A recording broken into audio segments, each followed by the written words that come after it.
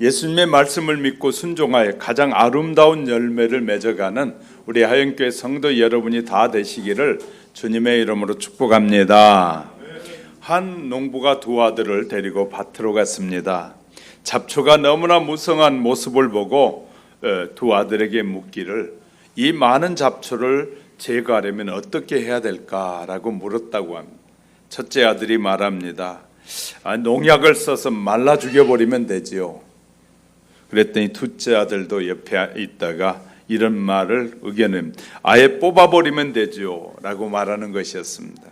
그래서 농부는 두 아들에게 그 넓은 밭의 반을 나눠주면서 너는 뽑아봐라, 너는 이 농약을 뿌려봐라 라고 시켰다고 합니다. 두 아들은 자기 영역의 밭들을 열심히 했는데 한 달이 지나고 보니까 또 그 밭에는 잡초가 잔뜩 나 있었습니다. 그러자 두 아들은 우리는 못하겠어요 하고 그냥 포기하고 가버렸습니다. 1년이 지난 다음 해에 아버지가 다시 두 아들 그 밭으로 불렀습니다. 그런데 1년 전과는 달리 밭에는 무성한 잡초 대신에 황금빛 보리가 그 밭을 가득 넘실거리고 있었습니다. 놀란 두 아들에게 농부가 이렇게 말합니다. 잡초를 없애는 확실한 방법은 그 자리에 가치 있는 곡물을 심으면 된단다라고 가르쳐줍니다. 가치 없는 일을 하면 또 다른 이 잡초가 나지만 가치 있는 것을 심으면 그 가치 때문에 잡초를 뽑는 일이 뭐 한다는 거예요? 그렇게 어려운 일이 아니라는 사실을 알려주고 있는 것입니다. 하나님께서 창조하신 세상을 엉망으로 만든 장보인은 하나님이 아니라 사람들이었습니다. 그래서 새로운 세계를 하나님은 준비하시고 예수님을 보내셔서 그 새로운 세계에는 다시는 이 인간에게 주었던 자유의지가 결국은 하나님의 뜻을 저버리게 했으므로 이제는 하나님의 말씀에 철저한 순종하는 자들만 살아가는 세계, 그 세계가 다시 준비되어지는 하나님의 세계입니다. 인간에게 자유의지를 주었더니 그 자유의지를 통해서 자기를 드러내고 악한 영들에게 속아서 결국 하나님이 만드셨던 세계가 무너뜨려지니까 하나님께서는 이제는 자유의지가 아니라 오직 믿음을 가진 사람들을 통해서 영원토록 하나님과 함께 할 그 나라를 계획하시고 준비하셨습니다. 그리고 그렇게 순종하는 사람들과 같이 들어갈 곳이다 라고 말씀하고 계십니다. 이런 사실을 깨닫지 못하고 우리가 주인으로 착각하고 살아가는 사람들에게 다양한 방법으로 말씀하시는데 그 중에서도 오늘은 하나님의 자녀가 되어서 말씀을 듣고 순종하면 좋은 열매가 맺게 된다는 말씀을 하고 있습니다. 그런데 말씀을 듣고도 열매를 맺지 못하면 아무런 의미가 없는 것이죠. 주인이 일꾼을 세워서 열심히 준비하여 하나님의 말씀을 전파해도 마음의 준비가 되어 있지 않으면 마이동풍이라는 말이 있지 않습니까? 말귀에 부는 동쪽에서 부는 바람에 불과하다. 그냥 듣고 끝나버린다 그 말이죠. 자연에서도 가을이 되면 나무들이 잎을 떨구고 열매를 맺는 것을 보여줍니다. 하나님께서는 이 인생의 가을에 요구하시는 것이 있는데 우리 인생의 신앙의 가을에 요구하시는 것은 열매라는 것입니다. 성도는 영적 가을에 열매를 맺되 육체의 열매를 맺지 말고 성령의 열매를 맺어야 된다라고 이 바울을 통해서 갈라디아서 5장 22절 23절에서 오직 성령의 열매는 사랑과 희락과 화평과 오래 참음과 자비와 양성과 온유와 충성, 온유와 절제다 라고 이 같은 것을 금지할 법이 없다라고 말합니다. 예수님께서 세상에 오시는 것은 하나님의 나라를 완성하기 위해 오셨다고 말씀하십니다. 하나님의 나라를 완성하기 위해서 하나님이 우리를 부르셨다는 것이에요.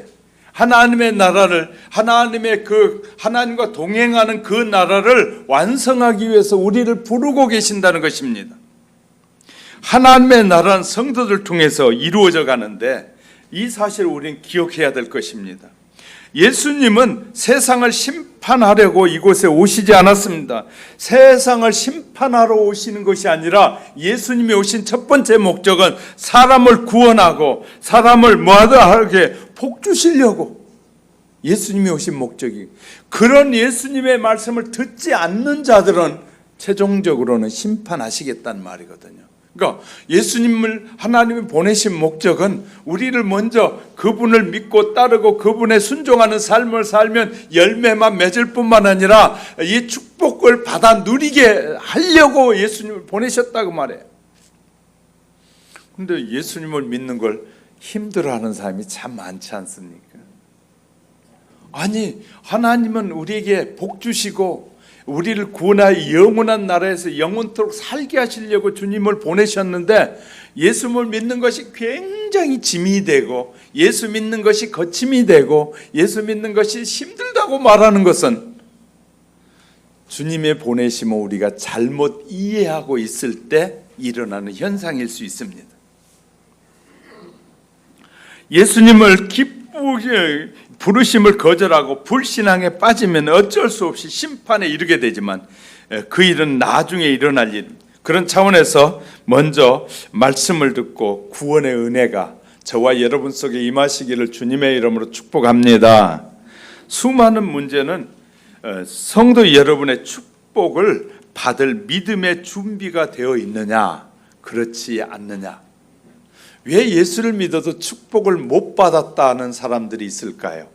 어떤 사람들이 예수 믿고 나서 이렇게 말합니다. 내 모든 삶은 하나님의 은혜입니다. 정말 나는 복 받은 사람입니다. 그런데 어떤 사람은 같이 예수를 수십 년 믿었는데 하나님이 나는 통 복을 안 주셨다고 말해요. 참 아이러니하지 않습니까? 아이러니하는. 똑같이 가난하게 사는데도 어떤 사람은 예수 믿고 자기는 복 받았다고 말하는데 어떤 사람은 가난이 그렇게 사는 것이 복을 못 받았기 때문에 가난하다고 말해요. 얼마나 이 아이러니한 말들을 우리가 하며 살고 있는지 몰라요. 근데 문제는 성경을 자세히 들여다보기 시작하면 축복을 받을 준비가 되어 있지 않았다.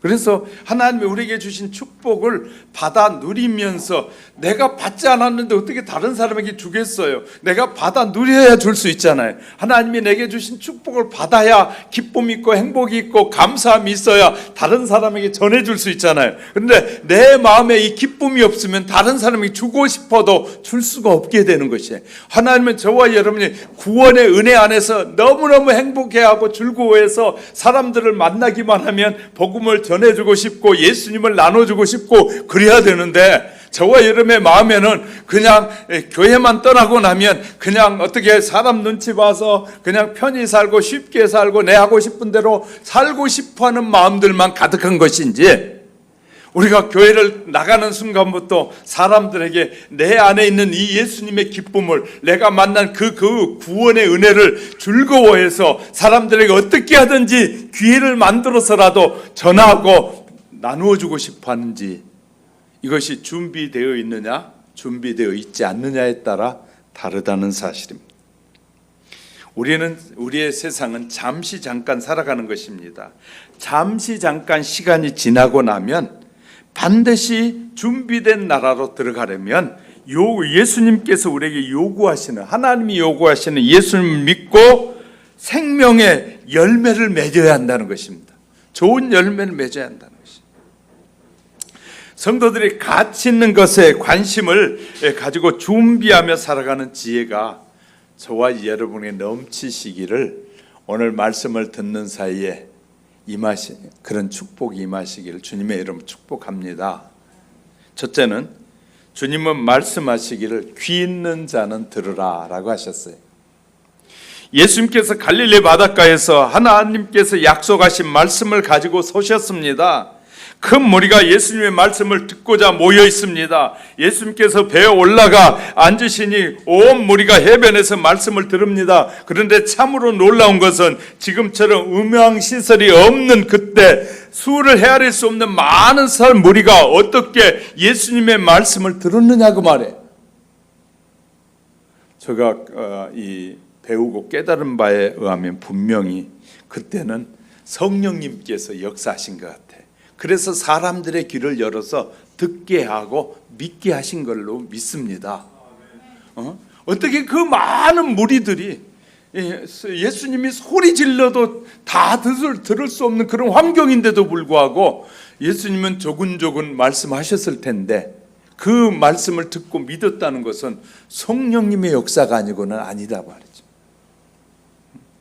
예수님께서 말씀하신 본문의 천국 비유에서 9절에서 귀 있는 자들은 들으라, 이 말씀을 우리는 깊이 생각해 봐야 합니다.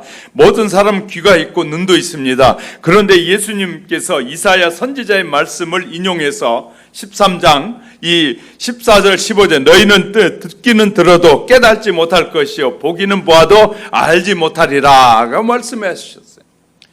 세상에 웬 뜬금없는 말이냐라고 말할지 모르면 놀랍지 않습니까?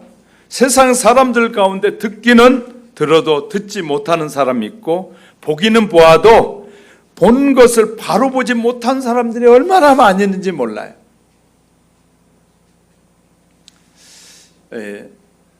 설교를 해도 설교를 끝나고 나면 부정적인 사람이 있는가 하면 설교를 듣고 긍정적인 사람이 있어요. 이게 다른 것이거든요. 하나님께서 우리가 죄인 되었을 때 예수님께서 우리의 죄를 대신하여 십자가에 죽으셨습니다.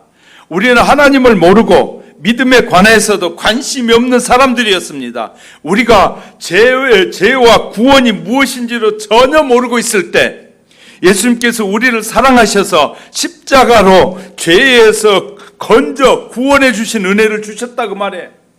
저와 여러분이 알아서 구원 얻는 것이 아니라 저와 여러분이 전혀 알지도 못할 그때 하나님께서 예수님을 통하여 하신 일이 뭐냐면 예수님을 십자가에 못 박아 죽게 하심으로 그 사실 가운데서 살아가게 하시는 일을 하나님이 해놓으셨다고 말해요. 우리는 하나님이 해놓으신 일을 믿으면 구원을 얻는 것이거든요. 할렐루야. 예수님께서 우리를 사랑하셔서 십자가에서 죄에 건져서 구원을 은혜를 주셨는데 그 은혜를 모른다는 것입니다. 우리가 어떤 위치에 있는지, 우리가 죄가 얼마나 추악하고 잔인한지, 그리고 주님께서 왜 십자가에서 죽으시고 구원을 위해서 무슨 일을 하셨는지 전혀 모르는 사람이 많다고 말해. 세상의 사람은 주님의 은혜와 축복을 말하면서 속으로 이런 말합니다. 무슨 뚱딴지 같은 소리냐, 무슨 놈의 100배 추수를 하고 100배 결실을 한다는 말이냐라고 말하고 비웃는 사람이 얼마나 많은지 아실 겁니다. 그리고 말하기를 다 내가 힘으로 내 힘으로 살지 무슨 놈의 축복이야, 누가 복을 줘, 다 제 복으로 사는 것이지 나는 내 힘으로 먹고 산다는 말이야. 이렇게 빈정대는 사람이 한두 사람이 아닙니다. 예수 믿는다고 하면서도 그렇게 빈정대는 사람들이 얼마나 많습니까? 그러니 그들에게 말씀을 들을 수 있는 귀가 닫혀버린 것이에요. 하나님의 교회에 와서 하나님의 말씀을 들으려면 마음을 겸손하게 내려놓고 무슨 말씀을 하시는지를 듣고 그것을 알려고 하고 그것을 믿으려고 해야 되는데 그냥 내가 이렇게 사는 것은 내가 잘나서 하는 삶이지 무슨 하나님의 복을 주셔, 교회 가면 무슨 복을 줘, 그런 생각을 가지고 하나님의 말씀을 들으니까 귀가 닫혀서 하나님의 말씀하시는 어떤 일을 하고 이루고 계시는 일들을 아무리 설명해도 안 들린다고 말해요. 악한 영에 사로잡힌 자들은 아무리 복음을 말해도 듣지 않습니다. 공산주의를 추종하는 자들에게 아무리 복음을 설명해도 안 들으려고 그래요. 자기가 믿는 것이 맞다는 거예요. 자기가 아는 것이 맞다는 것이에요. 하나님도 필요 없다는 거예요. 자기는 하나님을 믿지도 않으니까 내가 알고 있는 것만 최고라는 거예요. 이런 사람들이 얼마나 많이 있는지 몰라요. 우리가 잘 아셔야 돼요. 그러니 그들에게 말씀을 들을 수 있는 귀가 닫혀 있는 거예요. 신령한 하늘나라가 보이겠습니까? 그저 어쩌다가 믿게 되었으니 믿는 대로 믿는 등 많은 등 교회를 다니고 있는 것이죠. 그러니 말씀이 내 심령 속에 들어갈 뭐예요? 이 깊이가 없는 것이에요. 들어갈 준비가 되어 있지 않는 것이에요. 예수님께서 마태복음 21장 18절에서 22절에서 열매가 없는 무화과 나무에 대해서 말씀하셨어요. 19절에 길가에서 한 무화과 나무를 보시고 그리로 가사 잎사귀밖에 아무것도 찾지 못하시고 나무에게 이르시되 이제부터 영원토록 내가 열매를 맺지 못하리라 하시니 무화과 나무가 곧 마른지라. 이 말씀은 인습에 어긋나는 것입니다. 예수님은 어째서 살아있는 나무를 죽이시는가? 요새 이 인권을 말하는 사람들이 그런 얘기. 예수님은 왜 이 하나님은 수많은 사람을 죽이시는가? 코로나를 왜 나타나게 해가지고 코로나를 위해서 전 세계가 30만 명이 더 많은 사람이 죽었는데 왜 그러시는가? 하나님은 살인자인가? 웃기는 소리를 해요. 실은 저와 여러분이 보는 성경에서 보는 저와 여러분은 예수를 믿기 전에 저와 여러분 다 산자다 죽은 자다. 그러니까 우리가 이제 기본적인 개념이 없는 사람이 너무나 많아요. 하나님이 보실 때는 모든 사람이 죄로 인하여 뭐 했다고 그래요? 죽었다고 말해요. 믿는 자는 죽은 자 가운데서 하나님이 살리셨다는 거예요. 우리가 기본적으로 그래서 당연히 코로나나 이런 것에 죽은 건 당연한 거예요. 근데 그들은 뭐라고 말한다고요? 왜 다 죽이느냐고. 하나님을 그래서 살인자로 모는 사람들 있잖아요. 원래 모든 사람은 죄와 허물로 영원히 죽게 되어 있어요. 죽었어요. 그러니까 이런 것을 기본적인 바탕이 전혀 없이 신앙을 가지면 세상 그런 사람들의 말에, 자연주의 사람들의 말에 다 귀를 기울이면서 목사님 우리 기독교도 이상한가 봐요. 왜? 기본이 없으니까 전혀. 저와 여러분 잘 아셔야 돼. 하나님이 성경을 통해 우리에게 말씀하신 세상의 모든 사람은 죄와 허물로 죽은 사람이에요. 죄와 허물로 죽은 자를 예수를 믿게 하여 살리셨다고 말씀하고 계셔요. 살리신다고요. 자, 그렇게 했어요. 흔히 예수님의 복음을 통해서 구원을 거부하는 사람들에게서 나타날 불행한 결과는 그것을 애언으로 해석하는 것입니다. 이 말씀을 자세히 살펴보면 예수님께서 구별하여 부르신 제자들을 포함해서 그 무리들에게 말씀하시고 계시는 거예요. 예수님은 어떤 사람에게는 모든 사람들에게 말하고 어떤 진리는 제자들, 믿는 자들이 해야 될 것을 말씀하시기도 해요. 이 성경이 기록된 모든 복음은 모든 사람에게도 적용되지만 특별한 사람들에게만 적용된 내용도 있어요.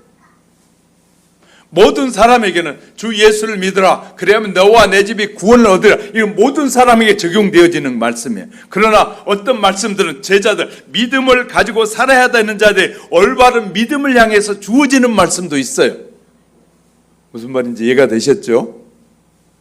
그러니까 그 성경을 읽으면서도 이해가 안 되니까 이런 부분을 예수를 잘 믿지 못하게 되면 이런 부분을 곡해해서 다르게 설명하고 있다고 말해요.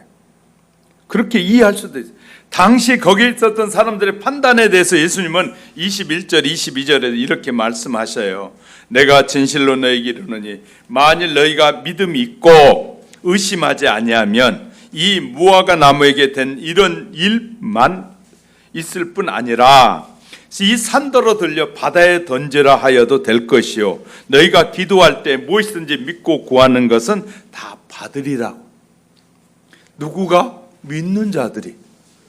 믿는 자들이, 예수님을 믿는 자들이 구하는 것은 다 받을 수 있다는 것입니다. 이 믿지 않고 말씀을 판단하는 자가 아니라 믿고 구하는 자. 할렐루야. 그 말씀이 하나님의 말씀임을 믿고 구하는 자는 이루어진다는 것이에요. 이 말씀을 믿고 의심하지 않으면 무화과 나무처럼 말라 죽지 않을 뿐 아니라 오히려 산 보고 바다에 던지라고 기도하면 그렇게 될 것이라고 말씀하시는 거예요. 성도는 누구든지 부르심을 받지 않는 분이 없습니다. 하물며 하나님의 사역을 위하여 부르심을 받는 성도들은 어떻겠습니까? 부르심을 받지 않는 사람이 없는데. 부르심을 받은 성도에게 있어서 가장 요구되는 것은 믿음의 열매입니다. 믿음의 열매를 맺으라는 것이에요. 동시에 부르심을 받는 성도들에게 반드시 드러나게 되는 것은 바로 이 부르심에 합당한 열매. 하나님이 각자에게 부르신 그 부르심의 열매를 원하신다는 거예요. 근데 우리가 다양한 과일 나무를 보잖아요. 어떤 나무는 자기의 모습대로 열매를 맺잖아요. 아니 한 나무에서 이 바나나도 나오고, 한 나무에서 파인애플도 나오고, 한 나무에서 감도 따고 배도 따고 그런 거 없어요. 모든 나무는 자기 나무의 역할에 따라 그 열매만 맺어요. 그런데 이상한 것이 나면 그 나무에 문제가 생긴 거예요. 장애가 일어난 것이에요. 반드시 그 나무는 그 나무에 맞게 열매가, 하나님이 우리를 부르셨는데 각자를 다 다르게 부르셨다는 거예요. 그러니까 각자 그 하나님이 원하시는 열매를 맺어야 된다. 우리가 예배를 통해서 말씀을 들을 때 하나님의 인격적인 말씀에 귀를 기울여야 돼요.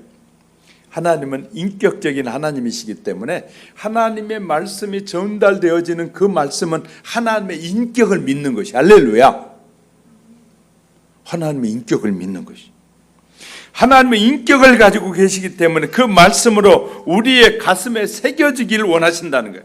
그리고 그 새겨진 삶의 이야기를 하길 원하시는 거예요. 본문에 씨 뿌리는 비유를 보면 문제는 마음이라는 것을 우리는 알게 됩니다. 예수님은 말씀을 받아들인 성도와 받아들이지 않는 교인을, 성도를 대조적으로 말씀하고 있어요. 씨 뿌리는 비유는 좋은 밭과 나쁜 밭으로 나누어집니다. 여기서 밭은 하나님의 말씀을 듣는 사람의 마음을 표현하고 있는 것이에요. 여기에서 네 가지로 표현해 주었습니다. 길가와 같은 마음, 돌밭과 같은 마음, 가시떨기가 들어있는 그런 마음, 좋은 땅과 같은 마음. 이 말씀을 여러분이 너무나 자주 들은 말씀이죠. 그러나 여러분은 심각하게 자신의 마음의 밭을 살펴보면서 준비하는 눈이 열려지기를 주님의 이름으로 축복합니다. 두 번째는 사람의 다양한 마음의 밭을 예수님이 말씀해 주셨어요. 예수는 씨 뿌리는 자의 비유로 시작해서 그물의 비유로 이 13장을 끝나게 되는데, 특히 본문은 첫 번째 비유로서 하나님의 말씀을 받아들이는 마음의 상태를 유형별로 나누어 교훈해 주고 있습니다. 여기에서 등장하는 네 가지 상태, 길가와 돌밭 그리고 가시떨기와 좋은 땅을 살펴보면서 우리에게 준 영적 의미를 되새기는 시간이 되시기를 바랍니다. 길가와 같은 마음이 있다는 것이에요. 길가는 많은 사람이 다니는 통행로 아니겠어요? 거기에는 사람뿐만 아니라 짐승도 다니고 차도 다녀요. 아주 큰 차도 다니고. 그러므로 그곳은 매우 단단해져서 씨를 심어 보았자 자랄 수가 없다고 말이죠. 그런 밭은. 그러면 이 같은 상태의 마음은 어떤 마음을 의미하는 것이냐? 완악한 마음이다. 완악한 마음. 길가의 특징을 지워주는 단어는 단단함입니다. 단단해. 그래서요, 이 복음을 전하면서 말해보면 그 마음이 단단해가지고 이렇게 예수 믿으세요. 그래도 벌써 예수 믿으세요 그 말에 탁 튀어. 왜? 너무나 단단하기 때문에. 그러니까 이렇게 대화해보면 대화 속에서 벌써 툭툭 튀어버리는 거예요. 그 마음이 단단해가지고 복음이 들어갈 수 있는 그런 틈이 없어. 워낙 단단하니까. 단단하면 그렇게 됩니다. 이 단단하다는 것은 굳은 상태를 말하는 거잖아요. 굳어진 마음은 폐쇄적인 마음이에요. 폐쇄적인 마음. 그래서 이 잘못된 이 사상에 빠지면 마음이 폐쇄돼가지고 다른 사람에게는 죽어도 안 들어요. 다른 사람에게는 안 들어요. 자기만 맞다는 거예요. 자기만 맞다는 거예요. 이 폐쇄적인 마음을 갖게 되면 폐쇄적인 마음을 단단해가지고 아무리 말해도 안 들어요. 이거 심각한 문제거든요. 마음의 문을 걸어 잠근 상태를 말해요. 마음이 닫혀 있기에 하나님의 말씀이 자라지 못해요. 하나님은 이 종을 통해서 말씀이 자라길 원해서 그 말씀을 뿌려보는데 주의 종의 말을 신뢰하긴, 사상가의 말은 믿고 다른 사람의 말은 믿어도 주의 종은 말에 안 믿어요. 마음이 단단해져 버렸기 때문에. 예수를 믿는다고 하는 사람이라면 당연히 주의 종을 통하여 말씀하시는 하나님의 음성을 들어야 되는데, 주의 종을 통하여 말씀하시는 하나님의 음성도 싫은 거예요. 왜? 마음이 단단해져 있으니까. 그 어떤 것도 듣기 싫다는 거예요. 심각해지는 거예요. 하나님의 진리에 자리를 잡지 못합니다. 하나님의 말씀을 받아들일 수가 없습니다. 용납도 포용도 하지 못합니다. 이런 강팍한 마음은 복음의 씨를 키울 수가 없습니다. 많은 불신자가 이와 같은 마음을 소유하고 있어요. 이 길가와 같은 마음은 깨달지 못하는 마음이기도 합니다. 길가와 같이 단단해서 이 각질화된 그런 마음은 진리를 듣기는 들어도 그 뜻하는 바가 무엇인지를 전혀 깨달지 못하게 되는 거예요.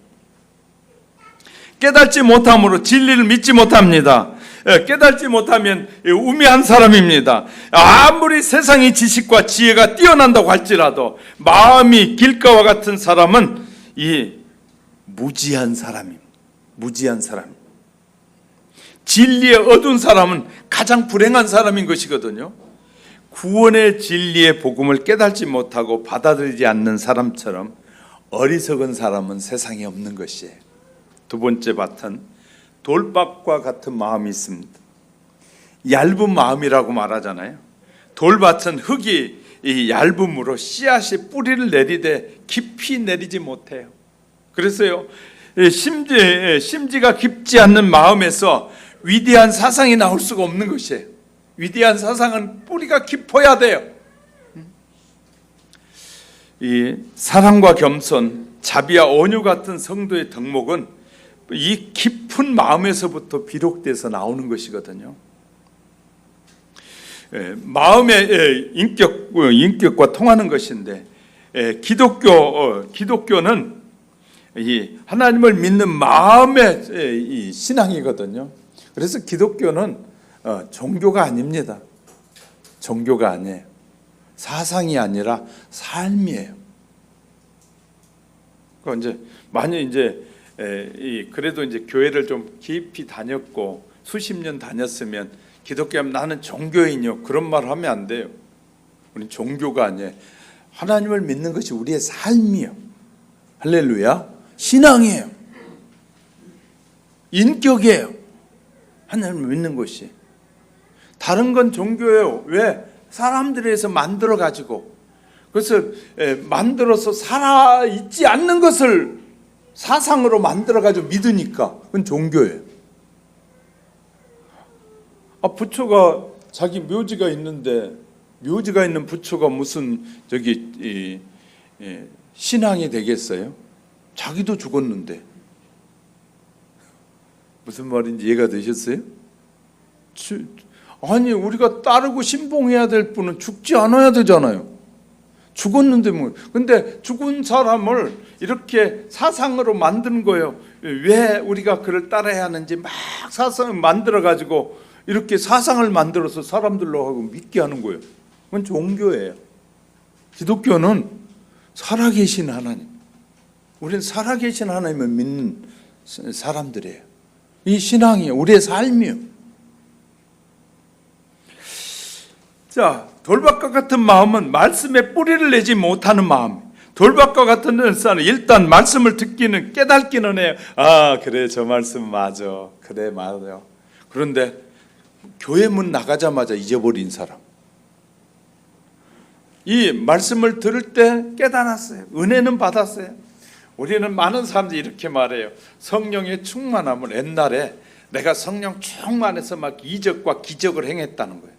그럼 지금도 이적과 기적이 나타나, 안 나타나?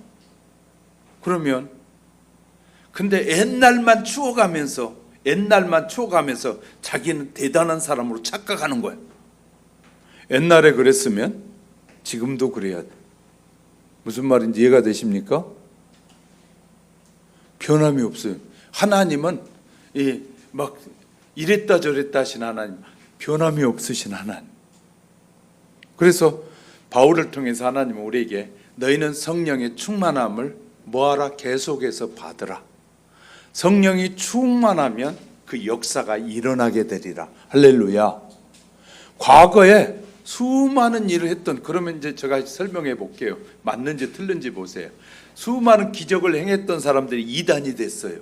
그 이단의 괴수들이 자기가 잘못했다고 하나님 앞에 회개하지 않고 죽었어요. 그러면 구원 받을까요? 못 받을까요? 우리는 분별력이 너무너무 필요한데, 예를 들어 예수 믿어가지고 엄청난 능력을 행사하는 것이 하나님의 것이었는데 자기의 것으로 바꿔버렸어요. 자기가 그렇게 하는 줄로. 그래가지고 이제 살다가 수많은 사람들을 겁탈하고 수많은 사람들에게 물질과 명예와 이 정욕을 다 누리고 나서 그런 사람들이 마지막에 회개하겠어요? 안 해요? 안 해요. 그러니까 우리가 잘 아셔야 돼. 옛날에 과거에 성령 충만했으면 지금도 성령이 충만한 삶을 사는 것이 변함없는 신앙의 사람이다. 할렐루야. 우리가 잘 아셔야 돼. 그러니까 우리가 말씀에 뿌리를 내리지 못하게 되는 거예요. 그 말씀에 확신이 없습니다. 정말인가 의심하면서 확실하게 믿지 못합니다. 이런 마음을 가진 사람의 신앙은 넘어지기 쉽습니다. 누가 말하면 맞아 지금까지 자기가 알고 있고 믿었던 믿음까지도 버려버리고 그냥 따라가는 거예요. 그러니까 아니 올바른 교회에서 이단을 따라다니는 사람이 이해가 안 되는 거예요. 아, 돌밭이구나. 이제 성경을 알면 저 사람 돌밭이었구나.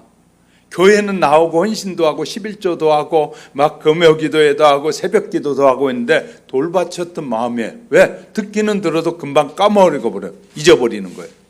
왜? 마음에 돌이 너무 많았어. 어떤 돌?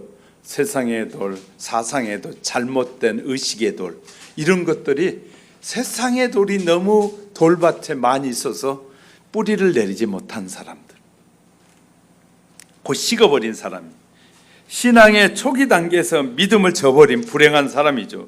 세 번째, 가시밭과 같은 마음이 있어요. 이 밭은 부드럽고 좋은 땅이지만 씨가 자라매 가시가 함께 자라게 돼서 열매가 맺기는 맺는데 상처가 나서 좋은 열매가 되지 못하는 밭, 이것을 가시떨기 밭 마음이다. 설명해 볼게요.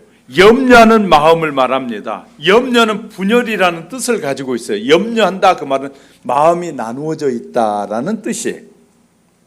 지나친 염려는 개인의 건강뿐만 아니라 성도들에게도 영혼의 상처를 가져다 줍니다. 아니, 권사님이 다른 사람하고 얘기하면서 글쎄 나는 내 생각에는 그 믿을까 걱정이야 그래 버리면 다른 사람이 믿겠어요, 안 믿겠어요? 목사가 여러분에게 설교하면서 여러분 하나님이 계시지 않는지 안 계신지 나도 조금은 의심이 가요. 그럼 여러분 믿을 필요가 있다는 말이 없다는 말이에요. 근데 그렇게 말하는 사람들이 은연중에 많이 있어요. 확신이 없는 거예요. 아직도 확신이 없는 사람들, 염려하는 사람들, 영혼의 상처를 주게 돼. 말씀을 듣고 깨달아 어느 정도 뿌리를 내리기는 하였습니다. 그러나 세상의 염려와 근심으로 믿음을 해치는 성도들의 상태를 말하는데 오늘날 많은 성도들이 그래요. 또요, 유혹에 쉽사리 이렇게 되면 빠져들게 됩니다. 그래서 이단에 간 사람들이 물어보면 진리를 더 깊이 알고 싶어서 갔다는 거예요. 진리를 알고 싶어요. 진리를 알고 싶은, 깊이 알고 싶으면 그 담임 목사에게 찾아가서 공부하면 되잖아요. 아니, 그곳에만 진리가 있고 이 올바른 교회에는 저기 진리가 없다는 말입니까? 우리 교회는 한계가 있어서 다른 교회 같다는 거예요. 그곳에 가니까 성경을 쪼개주는데 기가 막히게 쪼개주더라는 거예요. 그건 지식적인 성경을 알고 있는 것이에요. 성경을 지식적으로 알면 사람들이 이렇게 말해요. 이거 잘 쪼갭니다. 기가 막힙니다. 근데 그 사람들의 삶을 보면 믿음이 없어요.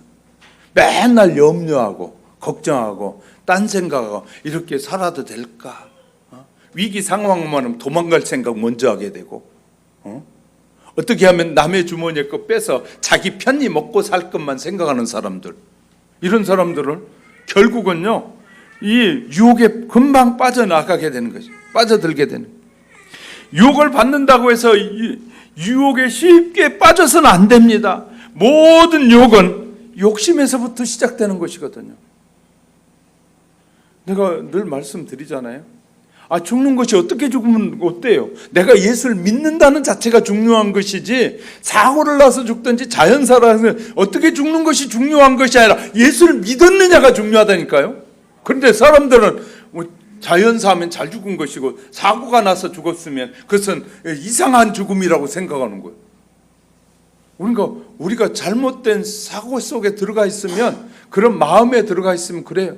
그래서 옛날에 우리나라도 불교나 유교에서 그랬어요. 그래서 밖에서 이 객사하면 집 안에서 이 장례를 치르지 않고 밖에서 치렀어요. 그러면 자연사는 집 안에서 깔딱거리다가 죽으면 그것은 자연사기 때문에 가정 안에서, 내 집 안에서, 울타리 안에서 장례를 치렀는데, 그렇지 않으면 길에서 죽는 사람은 집 안에 들이지 않고 장례를 치렀어요. 이게 나쁜 죽음이라고 생각했던 거예요. 죽고 사는 것은 사람에 의해서 죽고 사는 것이 아니라 하나님의 뜻 안에 있는 것이에요. 그러니까 성경을 모를 때는 어리석은 짓을 했다고 말해요. 그러면 성경을 우리가 바로 알았으면 바르게 살아야 되지 않느냐 말이에요. 옳고 그러면 무슨 죽음이 올바른 죽음이고, 우리도 모르는 사이에 세상의 지식으로 가득 차 있어가지고 하나님이 죽음이 무엇인지를 말씀하시는 걸 수용하고 받아들이지 않고 그냥 내가 들려듣고 알아왔던 그 사실을 그냥 성경에 맞춰서 그냥 또 같이 가버리는 거예요. 그러면서 신앙이라고 말하는 거예요. 신앙은 철저하게 좌에서 우로 옮겨가는 것이 신앙이에요. 올바른 신앙은 잘못된 세상과 이 지식에서부터 진리의 말씀으로 돌아서는 것이 올바른 신앙이에요. 무슨 말인지 이해가 되셨습니까? 자, 좋은 땅과 같은 마음이 있어요. 좋은 땅 앞에서 세 종류의 마음을 엄연히 구별했잖아요. 이 좋은 땅은 옥토를 말합니다. 구별의 기준이 열매에 있는데, 구별하는데 결국은 뭐냐면 열매에 있다는 거예요. 옥토만이 좋은 열매를 맺는다는 말입니다. 성령으로 거듭난 새로운 마음이에요. 옥토는 일구어야 옥토가 돼요. 가만히 놔두면 쓸 수 없는 땅이 돼요. 그러면 옥토를 만들고 좋은 열매를 내가 원하면 뭐 해야 돼? 가꾸어야 돼요. 할렐루야. 자, 저가 정말 좋은 믿음의 사람이 되려면 뭐 해야 된다고요? 내 마음을 가꾸어야 돼. 뭘로? 하나님의 말씀으로 자꾸 가꾸어야 되고, 잘못된 것은 뽑아내야 되고, 하나님의 말씀을 듣고 버려야 할 것이 있다면 과감하게 버릴 때 그 땅이 옥토가 되는 거예요. 할렐루야. 어떤 교회는 그래요. 목사님이 이 술 담배가 나쁘다고 그렇게 외쳐도 수십 년을 안 끊는다는 거예요. 왜? 습관인데요. 나 못 고쳐요. 하나님의 말씀보다 자기 생각이 앞선 거예요. 습관이 앞서 있는 것이에요. 안 고쳐주는 거예요. 그러면서 믿는다? 장애가 생겨 있는 것이죠. 옥토는 잘 가꾸어야 좋은 땅이 돼요. 아니, 좋은 땅을 누가 줬어요. 그런데 막 돌이 많이 있어. 그런데다 돌은 긁어낼 생각을 안 하고 그것에다 자꾸 씨를 뿌려봐. 그러니까 수고는 했는데 열매가 없는 것이에요. 열매가 별로 없어요. 그러면 좋은 큰 땅을 줬으면 그 땅이 어떻게 해야 되나? 나쁜 것이 있고 이 열매가 자라게 하는데 거리킨 것들이 있으면 다 골라내야 되잖아요. 그래서 우리 시골에 가보면 이 밭을 일굴 때 막 땀을 흘리고 부르도자로 갖다 밀고 해가지고 막 큰 돌이 있으면 다 뽑아내고, 그 다음에 가에다 논두둑을 만들어서 물이 부어줬을 때 흘러내리지 않게 다 두둑까지 만들, 그 땀 흘릴 필요가 뭐가 있어? 그냥 대충 하고 씨 뿌리지. 무엇 때문에 그러면 옥토를 만들고 가꾸느냐? 좋은 열매를 기대하기 때문에. 할렐루야. 그러니까 우리는 이런 생각을 전혀 하지 않고 신앙생활은 말이에요, 하나님은 자연을 통해서 보여주는 수많은 것들을 통해서 우리의 신앙이 어떻게 해야 되는지를 말씀하고 계시거든요. 그래서요, 거기에 땀이 필요하고요, 적당한 기름이 필요합니다. 거름도 필요하고, 성도의 마음에 기름진 옥토가 되기 위해서는 성령으로 첫 번째 거듭나야 돼. 성령으로 거듭나야 돼. 거듭나기 위해서는 먼저 뭐 해야 될까요? 거듭나기 위해서는 회개가 해요. 회개 기도할 때 하나님은 내가 하나님을 믿지 않았던 죄를 회개할 때 하나님은 믿게 하기 위해서 회개하게 하는데, 회개하면 예수님 믿음의 사람으로 거듭나는 거예요. 할렐루야. 거듭남이 없이 신앙생활하면 교회는 다니는데 행색은 갖추고 있는데 열매가 맺지 못한다는 것입니다. 거듭나기 위해서는 먼저 회개 기도가 필요한 거예요. 성령으로 새롭게. 그래서 왜 성령의 충만함을 자꾸 요구하느냐? 나는 바울을 통해서 너희는 성령의 충만함을 받으라, 성령의 충만함을 구하라, 성령을 자꾸 받으라고 하는 것은 성령님이 우리의 마음을 주장할 때 뭐 하게 되냐면 죄가 생각나고 기억나서 회개할 수 있는 담대함도 주고 힘도 주시는 거예요. 할렐루야. 그것이 죄인 줄 알면서도 이 성령이 역사 않으면 그냥 문들고 앉아버려요, 그 죄 위에. 그런데 성령님은 정확하게 기억나게. 그러니까 모르겠어요. 늘 저는요, 성령의 충만함을 기도하기 때문에 말을 실수하는 순간에 딱 돌아서면 성령님께서 저에게 깨달죠. 네가 그 말을 왜 했니? 하고 나한테 물어요. 그러면 저는 하나님, 제가 실수했습니다, 잘못했습니다 하고 저는 고백해요. 그러니까 놀랍게 성령님은 저에게 그렇게 말씀하셔요. 네가 그 얘기를 할 얘기가 아닌데, 그러면 성령님이 깨닫게 하십니다. 그러니까 우리는요, 우리의 삶에서 어디 가서 뭐 하다가 그냥 나도 모르는 사이에 순간적으로 어떤 일을 했어요. 그런데 성령님께서 돌아서는 순간에 뭐라고 하냐면, 너가 나를 생각하지 않고 네 마음대로 표현했구나 라는 마음을 주셔요. 그 순간 저는 하나님 앞에 잘못했습니다라고 회개해요.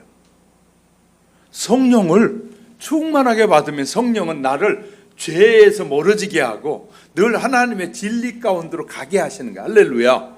성령님을 그래서 의지하는 거예요. 성령님을 의지하면 내가 죄 가운데 머물러 있고 죄 가운데서 머물러서 막 거기에 이 온 몸에 이 더러운 것이 묻도록, 오물이 묻도록 내버려 둔 것이 아니라 그것을 빨리 해결할 수 있는 길을 열어주셔요, 성령님이. 무슨 말인지 이해가 되셨어요? 그래서 성령의 충만함이 필요한 거예요. 그렇게 되면 좋은 땅은 30배, 60배, 100배의 열매를 맺는, 옥토란 추수하기 위해서 남보다 많은 수확량을 내는 땅을 말하는데, 옥토와 같은 성도의 마음은 신앙생활에서 열매가 다른 성도보다 많이 맺어지게 되는데, 가장 기본이 30배, 60배, 100배. 그런데 우리의 삶에서는 내가 다르다고 말씀드렸잖아요. 자연에서는 가장 지금까지 알기로 많은 것을, 이 열매를 맺는 것이 수수라고 말씀드렸잖아요. 수수가 한 덩어리가 하나를 심었는데 열매가 몇 개 씌어보니까 일본 사람들은 그런 걸 훨씬 잘했던 것 같아요. 일본이 우리나라를 지배하고 있을 때 그들은 논에 가서 헥타당, 한 평당 벼가 심어놨는데 그 벼 알수를 씌어가지고 그 구람을 정해가지고 이 밭에서 얼만큼 공출해라 라고까지 했단 말이에요. 그런데 그런 것처럼 수수알을 씌어보니까 몇 알이냐면, 한 알을 심었는데 1200알이 맺히더라는 거예요. 그럼 몇 배예요? 1200배. 야자수 가보면요, 이 중동에 가면 야자수 열매, 여러분 제가 성지순례 갔다 오면서 야자 열매 요만한 거 갖다 드렸는데 먹어보면 굉장히 달잖아요. 세상에 물이 없는 그 사막에서 그 야자수가 맺는데 막 머리가 막 이렇게 숙어지면서 그것을, 그래서 이제 어떤 사람들은 그런 얘기를 하거든요. 12명의 정탐꾼이 약속의 땅에 들어갔을 때 여호수아와 갈렙과 함께 들어갔던 사람들이 메고 왔던 것이 포도가 아니라 이 열매다라고 말하는. 왜냐하면 그 열매는 2사람, 4사람이 매도 무거울 정도로 엄청나게 많은 열매. 그렇게 좋은 열매. 예수님께서 씨 뿌리는 비유의 초점은 씨 뿌리는 자에게 있지 않고 씨가 뿌려진 밭에 대해서 예수님이 관심이 있는 거예요. 자, 다시 말해서 씨가 어디에 떨어졌느냐에 따라서 각기 다른 결과를 나타나게 된다는 비유에 초점이 있는 것이에요. 복음을 전한 설교자가 얼마나 잘하는 유명한 목사인가가 중요한 것이 아니라, 유명한 목사도 복음을 뿌리고 유명하지 않는 목사도 복음의 씨앗을 뿌려요. 그러면 씨앗에 문제가 있는 것이 아니라 마음에 받아들인 그 마음의 밭에 문제가 있다는 거예요. 우린 자꾸요, 유명한 사람들 대단히 신뢰하는데 유명한 사람들일수록 훨씬 더 죄 가운데 살 수 있다는 것도 기억하셔야 돼요. 그러니까 사람들은 이 한쪽만 보지 양쪽을 보는 눈이 안 열려가지고 자꾸 딴소리 할 때마다 저 사람은 그런 왜곡된 마음을 갖고 사는구나를 알게 되거든요. 자, 유명한 사람이 설교하면 대단하게 중요하다고 막 생각해요. 대단히 중요한 것이 아니라 유명한 사람도 복음의 씨앗을 말하고 지금 유명하지 않는 사람도 복음의 씨앗을 뿌리고 있어요. 그런데 마음의 밭이 어떻게 준비되어 있느냐에 따라. 그러니까 늘 제가 말씀드리잖아요. 그래서 진짜 알려면 천국에 가보면 다 알게 될 겁니다. 누가 진짜였는지, 정말 소중한 사람이 어떤 사람인지. 말씀은 말하고 있지만, 말씀은 다 우리에게 가르쳐주고 있지만 그것을 깨닫지 못한 사람이 마지막에 알 수 있는 길은 천국에 가면 알게 될 겁니다. 그래서 언젠가도 말씀드렸잖아요. 여의도 쪽에 어느 큰 교회 목사님이 어느 권사님이 기도하다 보니까 그분은 천국에 안 계셨다고. 왜? 그 이유는 나중에 설교할 때 또 말씀드릴게요. 그럴 수 있다는 것. 아마 그분이 듣고 회개했다면 하나님이 불쌍히 여기셨을 거고, 그 말을 듣고도 회개하지 않고 계속해서 그렇게 살았다면 진짜 그 예언대로 천국에서 보지 못할 수도 있다는 것 기억하셔야 돼요. 우리는 그 외적인 것을 통해서 상대방이 어떻게 했으니까, 상대방이 아주 이 명예가 있는 사람이 말했으니까 그건 믿고, 명예가 없는 사람이 말하는 것은 우습게 여기는 것이 아니라 하나님이 보낸 사람이냐가 중요한 거예요. 할렐루야. 하나님이 세우신 일꾼에 의해서 말이 전해지고 있느냐, 증거되어지고 있느냐가 중요하다는 거예요. 그러니까 여러분은 목사님이 정말 하나님의 말씀대로 살려고 하는 사람 목사님가를 보려고 해야 되는데, 외모만 보고 돈이 많고 큰 집에 살고 하는 사람, 그것에다가 여러분이 포커스를 맞춘다면 여러분의 신앙은 언제든지 뭐 할 수 있다? 흔들릴 수 있다. 할렐루야. 잘하셔야 돼요. 그 말씀을 전하고자 하는 그 사람이 어떤 마음으로 전하고 있느냐가 훨씬 더 중요하고, 그것을 듣는 사람은 하나님의 말씀으로 듣느냐가 중요하다는 거예요. 할렐루야. 이것이 구별되지 않으면 우리는요, 정말 뭐가 뭔지를 모르고 살다가 주님 앞에 섰을 때 부끄러움을 당할 수 있기 때문인 것이에요. 저와 여러분은 정말 주님 앞에 설 때 부끄러움을 당하지 않는 믿음의 사람들이 되기 바랍니다.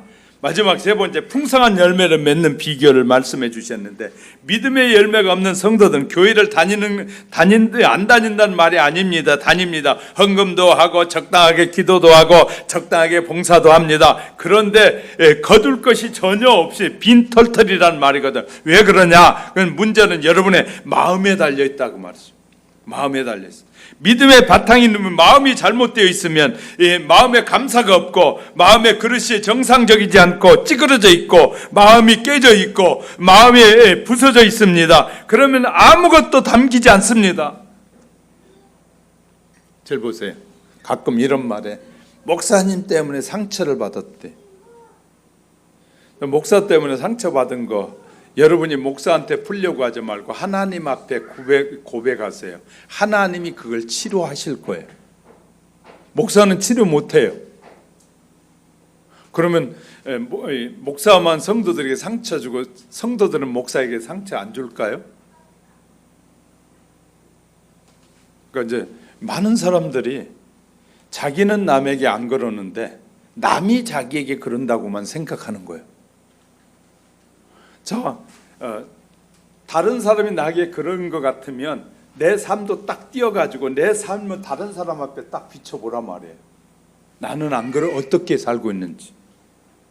그러니까 우리는 그렇게 자기를 바라본 되새겨보고 자기가 어떤 마음으로 살고 있는지를 생각하지 않는 사람들이 너무 많아요. 참 이상합니다. 미안한 말씀이 드리면 믿는다는 사람이 안 믿는 사람보다 마음이 못된 사람이 많습니다. 성도는 우선 마음에서부터 수선돼야 되는데 마음을 올바로 먹지 않습니다. 이 마음이 비호가 녹토 같지 않습니다.